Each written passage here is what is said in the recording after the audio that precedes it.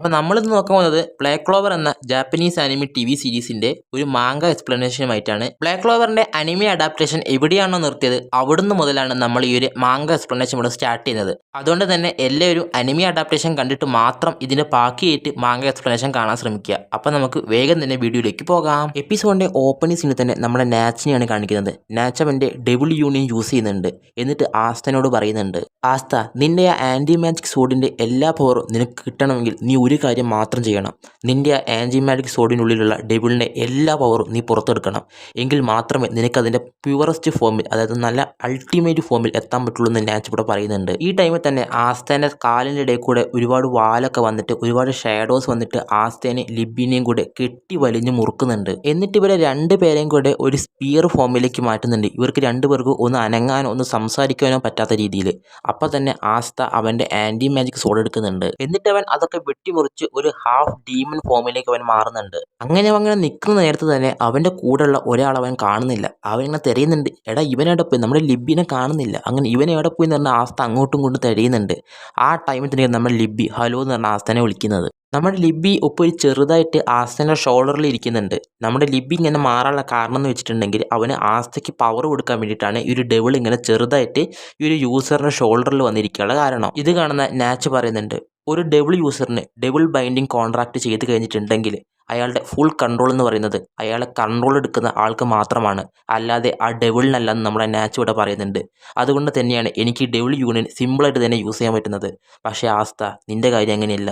നിൻ്റെ ഡെവിളിൻ്റെ പവർ എന്ന് പറയുന്നത് നിൻ്റെ ബോഡിയിൽ എത്തുന്നത് 1% മാത്രമാണ്. ഇത് കേൾക്കുന്ന ആസ്ത ചോദിക്കുന്നുണ്ട്, ലിബി ഞാൻ എങ്ങനെയാണ് നിൻ്റെ ഫുൾ പവർ എടുക്കേണ്ടതെന്ന് ചോദിക്കുന്നുണ്ട്. ഇത് കേൾക്കുന്ന ലിബി പറയുന്നുണ്ട്, എടാ സത്യം പറഞ്ഞാൽ ഇതെനിക്ക് അറിയത്തില്ല, എങ്ങനെയാണ് എൻ്റെ ഫുൾ പവർ നിനക്ക് തരേണ്ടതെന്ന് എനിക്കൊരു ഐഡിയ പോലും ഇല്ലെന്ന് പറയുന്നുണ്ട്. ലിബി പറയുന്നുണ്ട്, ഞാൻ ഏകദേശം നിൻ്റെ ബോഡി കൺട്രോൾ ചെയ്യും, എന്നിട്ട് എൻ്റെ പവർ യൂസ് ചെയ്യും, അല്ലാതെ എനിക്കെങ്ങനെയാണ് നിനക്ക് പവർ തരേണ്ടതെന്ന് പോലും എനിക്ക് മര്യാദയ്ക്ക് അറിഞ്ഞൂടാന്ന് പറയുന്നുണ്ട്.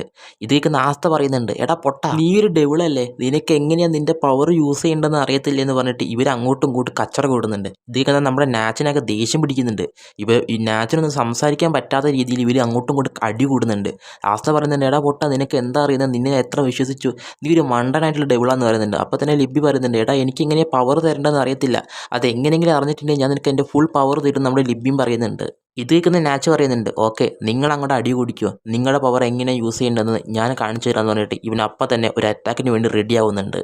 ഡബിൾ യൂണിയൻ യൂസ് ചെയ്യുന്ന സമയത്ത് എനിക്ക് കിട്ടുന്ന പവർ എന്ന് പറയുന്നത് എൻ്റെ ഡെവിളിൻ്റെ പവർ എൻ്റെ ആ ഷാഡോ മാജിക്കിലേക്ക് യൂസ് ചെയ്യാൻ പറ്റും, എന്നിട്ട് എനിക്ക് ഫൈറ്റ് ചെയ്യാൻ പറ്റുന്ന നമ്മുടെ നാച്ച് കോൺഫിഡൻസ് ആയിട്ട് തന്നെ പറയുന്നുണ്ട്. എന്നിട്ട് അവൻ്റെ ഡെവിളിൻ്റെ പവർ ഷാഡോ മാജിക്കും കൂടെ യൂസ് ചെയ്തിട്ട് ഒരുപാട് വൂൾഫ് പോലത്തെ സംഭവങ്ങളെ അവിടെ കൊണ്ടുവരുന്നുണ്ട്. അങ്ങനെ ഷാഡോ വെച്ചിട്ട് ഒരുപാട് വൂൾഫിനെ നാച്ച് അവിടെ ക്രിയേറ്റ് ചെയ്യുന്നുണ്ട്. അങ്ങനെ അവരെല്ലാവരും കൂടെ നമ്മുടെ ആസ്തനെ ലിബിനെ അറ്റാക്ക് ചെയ്യാൻ വേണ്ടി റെഡി ആയിട്ട് നിൽക്കുന്നുണ്ട്. പെട്ടെന്ന് തന്നെ ആസ്ത ഒന്ന് ജസ്റ്റ് തിരിഞ്ഞു നോക്കുന്ന സമയത്ത് അവൻ്റെ തൊട്ട് പുറകിൽ തന്നെ ഒരു വൂൾഫ് ഉണ്ടാവും. പെട്ടെന്ന് തന്നെ അത് ആസ്തനെ അറ്റാക്ക് ചെയ്യാൻ വേണ്ടി വരും. എന്ന ആസ്ത അത് പെട്ടെന്ന് തന്നെ ഡോട്ട് ചെയ്ത് മാറിയിട്ട് നേരെ വന്ന് വീഴുന്നത് മുന്നിൽ ഫ്രണ്ടിലേക്ക് വരുന്ന ആ വൂൾഫിൻ്റെ മുന്നിലേക്കാണ്. അവൻ പെട്ടെന്ന് തന്നെ അവൻ്റെ ആൻറ്റി മാജിക് സോഡ് വെച്ചിട്ട് എല്ലാത്തിനെ വെട്ടി വീഴ്ത്തുന്നുണ്ട്.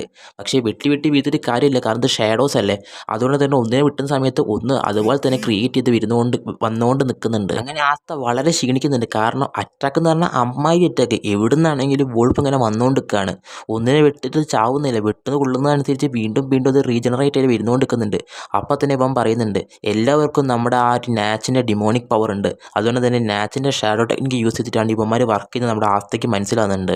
ഇത് കാണുന്ന നാച്ച് പറയുന്നുണ്ട്, ആസ്ത നീ എന്നെ തോൽപ്പിച്ചാൽ മാത്രമേ അവരെ നിനക്ക് കൊല്ലാൻ പറ്റുള്ളൂ എന്ന് ആസ്തനോട് പറയുന്നുണ്ട്.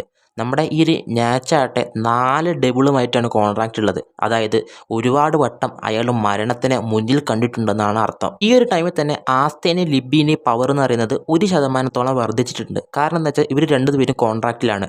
അപ്പം തന്നെ നമ്മുടെ നാച്ച് പറയുന്നുണ്ട്, ആസ്ത നിനക്ക് നിൻ്റെ പവർ എന്ന് പറയുന്നത് ഇവർ തമ്മിൽ ഈക്വലായിട്ടാണ് ആ കോൺട്രാക്റ്റ് സൈൻ ചെയ്തത്. അതുകൊണ്ട് തന്നെ ഈക്വൽ പവർ മാത്രമേ യൂസ് ചെയ്യാൻ പറ്റുള്ളൂ. ഇവൻ്റെ പവറിൻ്റെ 100% ഒരിക്കലും യൂസ് ചെയ്യാൻ പറ്റത്തില്ല എന്ന് നമ്മുടെ നാച്ച് പറയുന്നുണ്ട്. പക്ഷേ നീ പറഞ്ഞിട്ട് കാര്യമില്ല ആസ്ത, കാരണം നീ തിരഞ്ഞെടുത്തതാണ് നിന്റെ വിധി എന്ന് പറയുന്നുണ്ട്. ഇതൊക്കെ കേൾക്കുന്ന ആസ്ത പറയുന്നുണ്ട്, യെസ് സാർ, ഞാൻ എൻ്റെ ലിമിറ്റ്സിനെ പുഷ് ചെയ്യും. നമ്മുടെ യാമി പറയുന്നത് പോലെ തന്നെ ഞാൻ എൻ്റെ ലിമിറ്റ്സിനെ പുഷ് ചെയ്യും, ഞാൻ ഇവരൊക്കെ അടിച്ച് തോൽപ്പിക്കും എന്ന് നമ്മുടെ ആസ്ത പറയുന്നുണ്ട്. എന്നിട്ട് അവൻ്റെ സോഡ് എടുത്തിട്ട് അവൻ ഒരു പേടിയില്ലാണ്ട് ആ ഷാഡോ സൈറ്റ് ഫൈറ്റ് ചെയ്യുന്നുണ്ട്.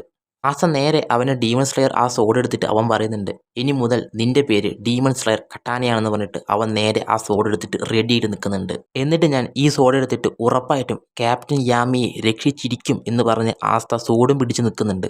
അപ്പോൾ തന്നെ നാച്ച് അവനൊരു ലുക്ക് കൊടുത്തിട്ട് പറയുന്നുണ്ട്, എനിക്ക് ഇതാണ് നിന്നിൽ നിന്ന് എനിക്ക് ഏറ്റവും ഇഷ്ടപ്പെടാത്തതൊന്ന് എന്ന് പറഞ്ഞിട്ടാണ് ഈ ചാപ്റ്റർ ഇവിടെ എൻഡ് ആകുന്നത്.